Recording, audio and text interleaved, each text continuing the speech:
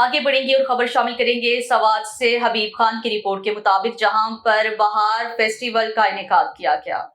गुल जब्बा कबल सवात में मौसम बहार स्पोर्ट्स फेस्टिवल की रंगारंग तकरीबात का आगाज डायरेक्टर टीपू शहीद school and college Syed Abdullah Shah ने फीता काट कर फेस्टिवल का बाकायदा आगाज कर दिया। इफ्तिताही तकरीब में तलावत, कौमी तराना और फ्लैग मार्च शामिल थे। डायरेक्टर टीपू शहीद स्कूल एंड कॉलेज ने इफ्तिताही खिताब किया, तमाम टीम्स के खिलाड़ियों से मिले और उनको अहम हिदायत दी। प्रोग्राम में तुलबा और साजा के अलावा बड़ी तादाद में मेहमानों ने भी शिरकत की। तुलबा और शायकीन की तकारीब व खेल में काफी दिलचस्पी देखने को मिली।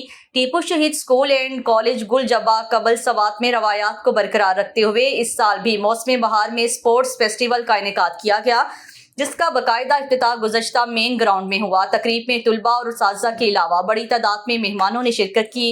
इफ्तिताह में काफ़ी गहमा गहमी और रौनक रही। तुलबा और शायकीन बड़ी दिलचस्पी के साथ तकरीबात से लुत्फ़अंदोज़ होते रहे।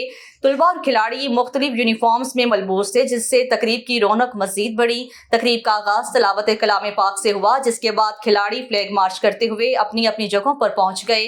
डायरेक्टर टीपू शहीद स्कूल एंड कॉलेज और मेहमान खिलाड़ियों से मिले और तारुफ हुआ।